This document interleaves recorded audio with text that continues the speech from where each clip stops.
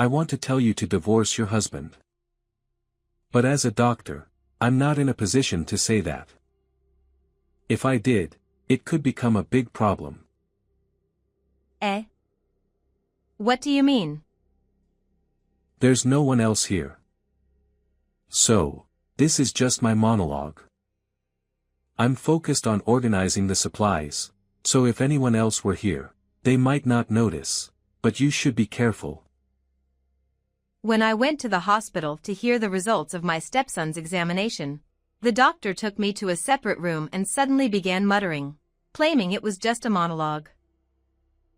At first, I didn't understand why the doctor was doing this, but as I listened to the conversation, I was able to grasp the intention. The content was something I hadn't imagined. So, does that mean I need to directly caution my husband and persuade him to stop? It's a situation that requires careful judgment. It might be best to separate the father and the child. So, I think divorce and having the mother take the child would be a good idea. It seemed like the doctor and I were having a conversation, but it was merely us each voicing our monologues. If asked whether this way of communication was completely fine, it probably wasn't. The doctor was treading quite a gray area. Having heard the whole story and understood the situation, I bowed in gratitude towards the doctor's back and quietly left the room. After being married for 7 years, my husband had been continuously doing outrageous things.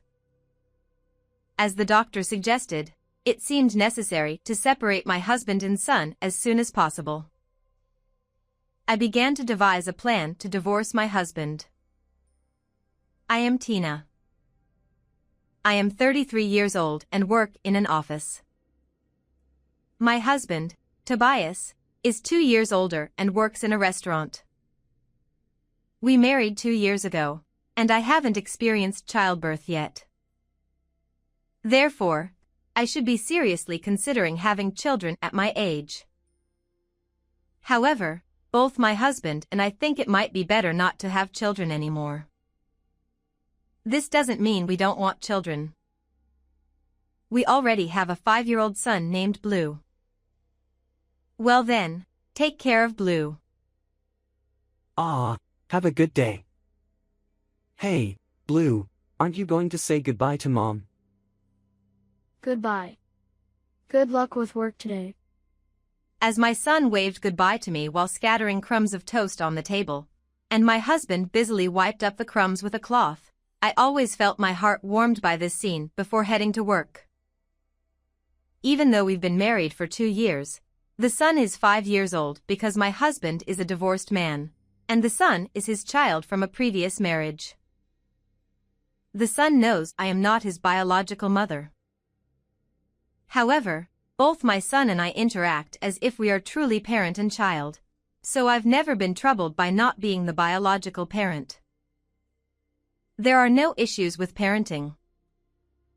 In the morning, my husband, who starts work later, takes the son to kindergarten, and in the evening, I pick him up after work. Additionally, my husband works on weekends, but I have weekends off, so there's no time when the son is left alone at home. Thanks to my husband's cooperation, parenting goes smoothly.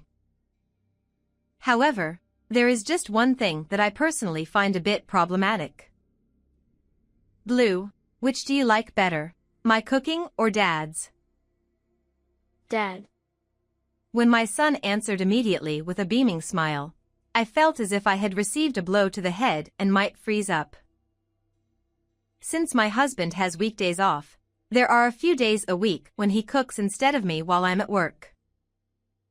I know it's unnecessary to compare and that I will just end up feeling defeated, but I can't help but ask my son about my cooking versus my husband's. I understand that my son means no harm, and since my husband works in a restaurant, it's inevitable that he might be better at cooking. Nevertheless, is it old-fashioned to feel that as a mother, I should not lose in cooking skills to the father? Well, since cooking is my personal issue, it doesn't matter much, But there is another issue concerning the son that I need to pay attention to. Again? Is everything okay? Oh, it's just the usual mild case. I just took him to the hospital and got back home. He's had an upset stomach from time to time, but there's no major illness, right? The symptoms aren't getting worse, are they? Of course not. He always gets an upset stomach, and the doctor just says it's diarrhea as usual. While I was working, I received a call from my husband who had the day off. When my husband calls during work, it's usually when the son is feeling unwell. Today, the son said he had a stomachache before going to kindergarten, so my husband took him to the hospital and reported that he had missed kindergarten. The son has a weak stomach and occasionally has diarrhea. However, it's not due to a major illness, and the frequency is once every few months, sometimes with a gap of about 6 months. My husband wasn't worried at all and laughed off my excessive worry as if it were a business report. Even if it's mild diarrhea, doesn't he care about the son? I wondered this but didn't say it aloud. It seems my husband does think about the son in his own way. My husband, thinking there might be a doctor who could stop the son's almost regular diarrhea, had been going from hospital to hospital and had visited all the nearby hospitals. But everywhere he went, the diagnosis was just diarrhea, and the doctors had said that as the son grows and becomes stronger, the diarrhea might stop. So, he settled on the current hospital. This flow might be why my husband doesn't worry much about the son. 5 years later, the son turned 10 years old. As my husband said, the son occasionally gets an upset stomach but hasn't developed a serious illness and has grown up healthy. I'm home. Hurry up with lunch. Don't rush so much. You just got back, right? I have a promise to meet up right after lunch. Hurry up. We'll be late. Okay. One Sunday, the son, who had been out since the morning, came home just to eat lunch. He seemed eager to finish lunch quickly and leave, sitting at the dining table and urging me like a desperate food fighter racing against the clock. Thanks for the meal. I'm off. After quickly shoveling the pasta I made into his stomach, the son tossed his fork onto the plate and rushed out of the house. Seeing my energetic son, I realized I had been worrying unnecessarily. However, I should have reflected and regretted that it was unnatural for my overly energetic son to regularly have an upset stomach. One day, I received a call from my husband while I was working. Since it was during work, I expected the usual content, but this time there was something different. It seems this diarrhea is quite severe. He's been complaining of a lot of stomach pain. Is it okay? Could there be a major illness detected? No. It's not that bad. Usually, his stomach settles within a day, but this time, we've been told we need to observe him for a few days. You're still such a worrywart. But the symptoms are worse than usual, right? Even if it's worse, it's still just diarrhea. The doctor said it might be because it's winter and he's weakened by the cold. I was laughed at by my husband again for worrying about the son's condition. Doesn't he worry even though the symptoms are worse than usual?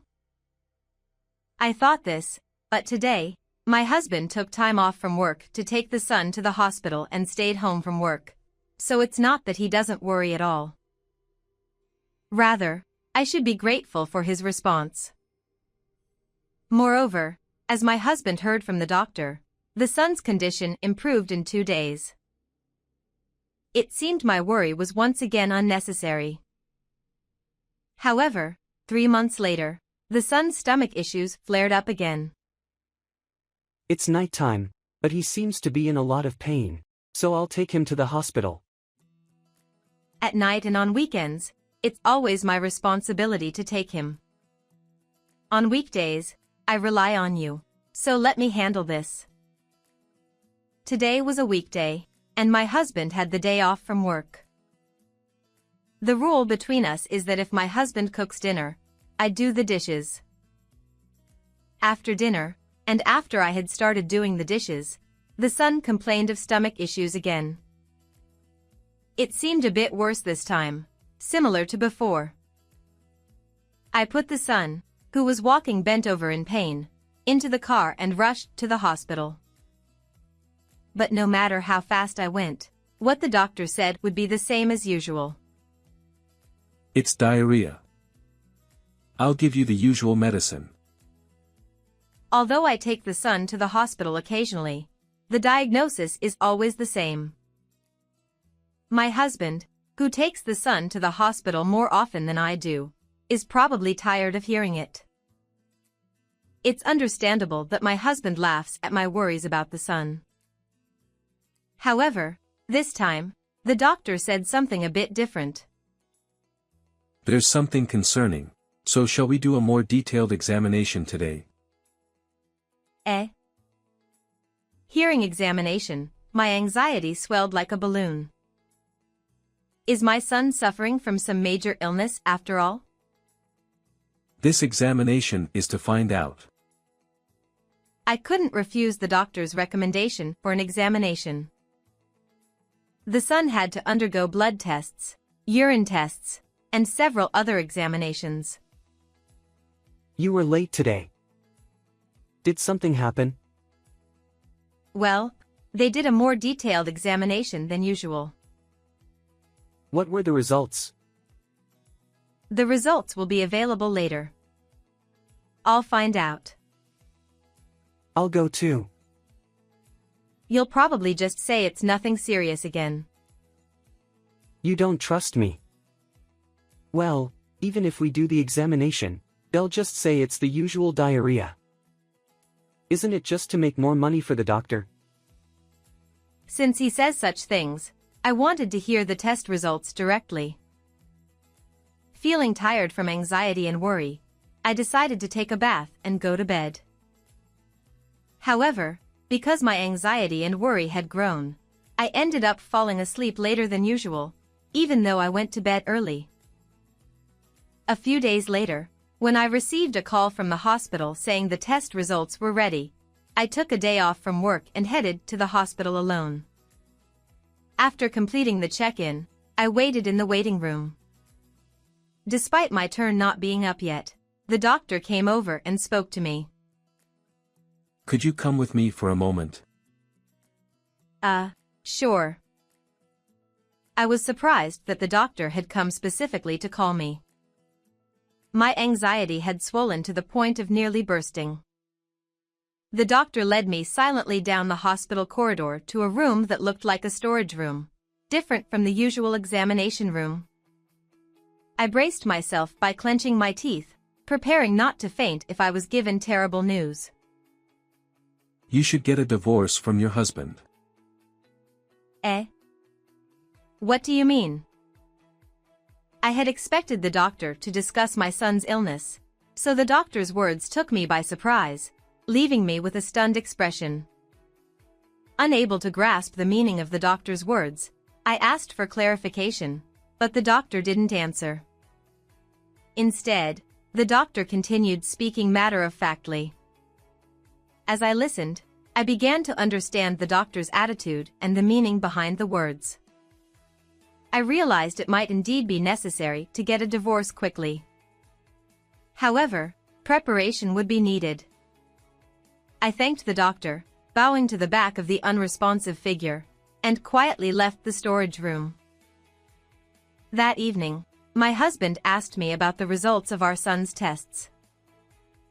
You went to get the test results today, right? How were they? Oh, nothing special. They said nothing was wrong. I told you, didn't I? Nothing ever shows up in these tests. I lied, exhaling the words. It seemed my husband believed me, so it looked like he would proceed with preparations for divorce. I first bought a surveillance camera used for caregiving and child monitoring and installed it on top of the cupboard in the kitchen. The camera was hidden behind empty boxes of cooking utensils. Although it might be considered an invasion of privacy, it apparently isn't illegal to record family members inside the house, as long as it's not done in a way that invades privacy. If it became illegal to install cameras inside the house, even installing security cameras would be prohibited. Moreover, being recorded without one's knowledge can be an invasion of privacy, even within a family. Evidence collected through illegal means might be unusable, but evidence gathered for legitimate reasons like infidelity or domestic violence is generally accepted. In this case, it should be acceptable. Even if my husband complained about privacy invasion, it would be a separate issue and wouldn't affect my objective. Having successfully hidden the camera from my husband, I knew it was only the beginning. Eat quickly. The dishes won't clean themselves. Don't rush me. You've become quite impatient lately. I just want to get done quickly so I can relax. Whether I or my husband had cooked dinner, washing the dishes was my responsibility. I moved the dishes used by the three of us to the sink, secretly collecting any leftover soup or sauce from my son's bowl and hiding it in the back of the freezer. Later, I stored more leftover food from my son and threw away the previous collection since it was no longer needed. I continued this seemingly pointless action persistently until the day arrived. My son would suffer again, but I hoped he could endure just one more time. 2 months after installing the camera and starting to collect leftover food, the day finally came. I took my son to the hospital, feeling guilty but resolved to confront my husband head-on to ensure my son's future safety. A few days later, having made the necessary preparations, I told my son to stay in his room and waited for my husband to come home. I'm home. Ha! What's going on? Just sit down. My husband entered the living room and slowly sat on the sofa, as if approaching a dog with its fangs pulled out. His cautious gaze seemed to be drawn to my serious expression and the various documents spread out on the table. However, since I was already prepared, any caution at this point was too late. You've been putting laxatives in Blue's food, haven't you? Ha! What are you talking about? My husband's gaze shifted to the empty upper left corner as soon as he heard my accusation. He must have realized that the evidence was already in place, so feigning ignorance was futile. Nevertheless, he pretended not to understand, likely because he didn't want to believe his actions had been discovered or was trying to buy time to think of a way to escape. Either way, giving him time to think was not advisable. I continued speaking, aiming to minimize any pause. I have footage of you putting laxatives in the food, and I've saved the laxative-laden soup in the freezer. Footage? You used a camera? Even if, as you say, I did put something in Blue's food, a camera can't prove it's laxatives. And even if you have stored the soup with laxatives, how will you prove it's actually laxatives? Are you planning to take it to the police? The police won't act so easily. Are you going to bring the soup to the station and say it's laxative soup? They'll just think you're crazy. Even if the police get involved, it might only result in a warning for family trouble. True, it might be hard for the police to act on my own, and if they do, it could end with a light outcome as you said. But what if the hospital cooperates? What? The hospital? You know Blue had tests at the hospital before, right? They confirmed the presence of laxative components in his system. We've been to all the nearby hospitals, and we've been going to the current hospital for a long time. The doctor thought it was strange that Blue had regular diarrhea despite no abnormalities, and suggested further tests. The doctor provided various insights. What? So, the test results saying there was nothing wrong were a lie. My husband was shocked to realize that his actions had been discovered 2 months prior. His gaze returned from the empty upper left corner to my face, and he looked surprised and slightly anxious, unsure of how I would confront him. I had first learned about my son's test results when the doctor took me to the storage room. That was when the plan began. The doctor, upon entering the storage room with me, turned his back to me as if ignoring me, and began organizing the neatly arranged supplies even further. This area is restricted to authorized personnel, and there shouldn't be anyone else around, so I can focus on organizing supplies. What do you mean, doctor? I want to tell you that you should get a divorce from your husband, but as a doctor, I'm not in a position to say that.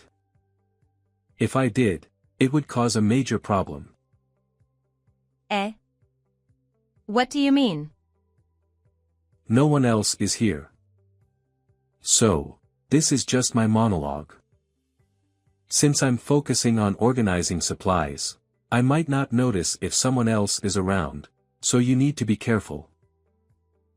At first, I couldn't understand what the doctor was saying and asked for clarification. But the doctor didn't answer and indicated this was just a monologue, making it clear I should silently listen. The laxative components were found in your son's system. He has regular stomach issues, so it's possible he's being given laxatives. I heard that your husband remarried 7 years ago, but there were reports of stomach issues before that, so the father seems more suspicious. The doctor continued speaking calmly while organizing supplies that didn't seem necessary.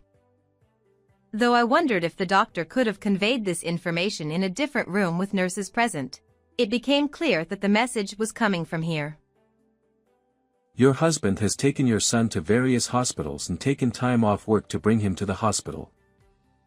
If he's the one giving your son laxatives, why would he go through all this effort to bring him to the hospital? It could be Munchausen syndrome by proxy. This condition is said to be difficult for even doctors to notice, so often neither the person involved nor those around them realize it. Munchausen syndrome by proxy? Munchausen syndrome by proxy involves fabricating illness or injury to attract undue attention or sympathy from others, while Munchausen syndrome by proxy involves making someone else sick to gain attention. In this case, the father might be harming the child to showcase himself as a caring father. So he was giving Blue laxatives and then taking him to the hospital himself. He is indeed seen as a caring father by others. If it's Munchausen syndrome by proxy, it's a bit tricky. Although attitudes are changing recently, Munchausen syndrome by proxy is a mental disorder, so despite the clear abuse, it might be excused or considered a lighter offense. Since the abuse is not as obvious as physical violence, the police and child protective services might be less likely to act. But if nothing is done, your son will continue to suffer. So, I should directly warn him and persuade him to stop? Some people with Munchausen syndrome by proxy might not be aware of their condition. Even if you warn them, they might start abusing the child in another form or become dangerously aggressive, so it requires careful judgment. It's crucial to confirm the person's awareness, but to quickly stop the abuse, separating the father and child would be best. That's why I think divorce and having the mother take the child would be ideal, but it's problematic for a doctor to say this directly. Having heard the doctor's words, I was convinced it was necessary to take action quickly and prepare to confront my husband. The doctor's words were the catalyst for my actions. As for my husband, he eventually realized that further arguing was futile. He put his hand on his forehead and muttered, "I don't have the energy for this anymore." His attitude suggested that even if he tried to escape the situation, the best option was to accept it as a mistake and not to continue arguing. You don't need to defend yourself. Your actions are already clear. My husband didn't say anything further. I sensed that my words had taken their toll on him. As he stared at the documents, he could only sit there, unable to muster any excuses. My actions had been thoroughly prepared, and now the next step would be dealing with the aftermath. I made a final confirmation with my husband. Hey, are you not going to turn yourself in? Of course not. The decision to divorce my husband was now definite. He had been abusing our son by giving him laxatives. In hindsight, it might have been better to consult the police rather than have this discussion with my husband. If I had talked to him first, he might have used his knowledge to avoid the consequences or become violent. However, despite the abuse, he was a good husband and father in many ways. Although abuse is unforgivable, there were positive aspects, and I hoped that he might change. Therefore, I considered the option of repairing our family relationship gradually without divorcing, if he reflected on his actions and changed his ways. That's why I chose to talk to him before involving the police. But it seemed my hopes were shattered. I see. Then I'll take Blue and leave. Oh, I see. Come back soon. Until the very end, he didn't understand the gravity of his actions. He really thought he wouldn't be arrested. I stood up from the sofa, gathered the documents and the still blank divorce papers from the table, and left for the children's room. When I entered the children's room, my son was doing his homework. However, upon seeing me, he seemed to sense something was wrong. Even at 10, while he might not understand all the details, he could sense that something serious was happening. I had him pack the things he needed for school the next day into his backpack and quickly left the house, escaping with him. A week later, my son and I returned home. My husband had been arrested and temporarily moved out of the house. During that time, my son and I moved back, and my husband rented a cheap apartment to live alone. Given the situation, he should finally understand how serious his actions were. I went to my husband's room to continue our conversation from a week ago. You were right. I never expected to be arrested for assault. With that much evidence, it was bound to happen. I heard you were quite panicked after being caught. When you talked to the police, you lied continuously instead of speaking honestly like you did with me, didn't you? It's truly pathetic. Why did you do such things to Blue? When I divorced my previous wife and took Blue in, people would say, "It must be tough for a single man. You're doing great." It made me happy. So, you started doing those things just to get more praise from others. If Blue had occasional stomach issues, it could be blamed on a weak stomach. What a way to think. Even your active involvement in household chores and parenting seems to have been about seeking praise. Why has Blue's condition worsened recently? Did you increase the amount of laxatives? Oh, as Blue grew, the laxatives stopped working, so I gradually increased the amount. There were times when there was a gap of about 6 months, right? That was when the usual amount wasn't making Blue's stomach upset anymore. I'd increase the amount at such times. Recently, it wasn't working as well, so I might have increased it a bit too much, causing more severe stomach issues. I was so shocked by his words that I was left speechless. It seemed he had really been harming his child just to attract attention from others. Since it's my first offense, I'll get probation, right? I'll change my attitude from now on. So, won't you forgive me? I would have liked to hear that a week ago. Unfortunately, it's too late now. I've brought the divorce papers, so please fill them out. I see, I understand. I came today to inform you of the divorce, but I'll leave the rest to the lawyer. Goodbye. My husband finally showed a serious face, reflecting on his actions. Perhaps he would no longer abuse our son. However, it was too late for that. I left him, still in Siza position, staring at the divorce papers, and went home. A few days later, I submitted the completed divorce papers from my husband. I was worried about gaining custody since my son was my ex-husband's child, but there were no issues, and I was able to take custody. As for my ex-husband, he received a probationary sentence due to it being his first offense and showing remorse. Therefore, he was not sent to prison. I asked him to move far away, as I didn't want him to see my son. While it wasn't mandatory for him to comply, he seemed to agree it was better for our son, and it seemed he had already been preparing to move even before my request. I knew where he had moved but was unaware of his daily life.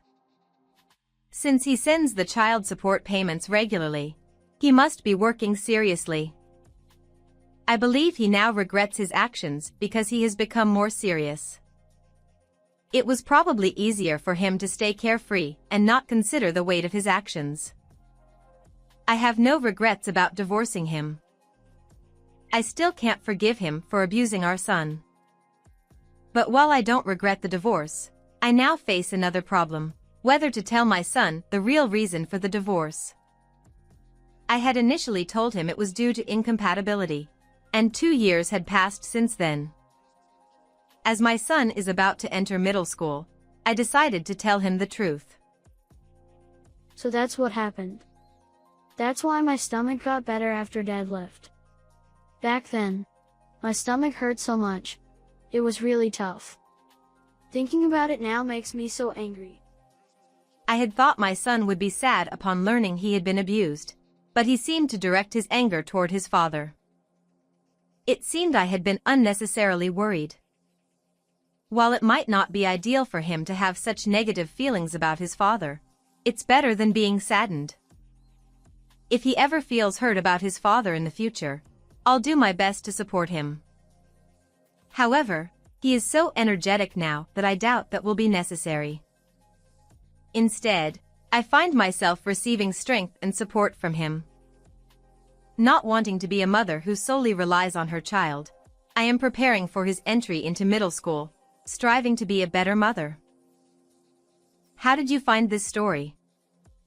Please remember to subscribe as well. See you in the next video.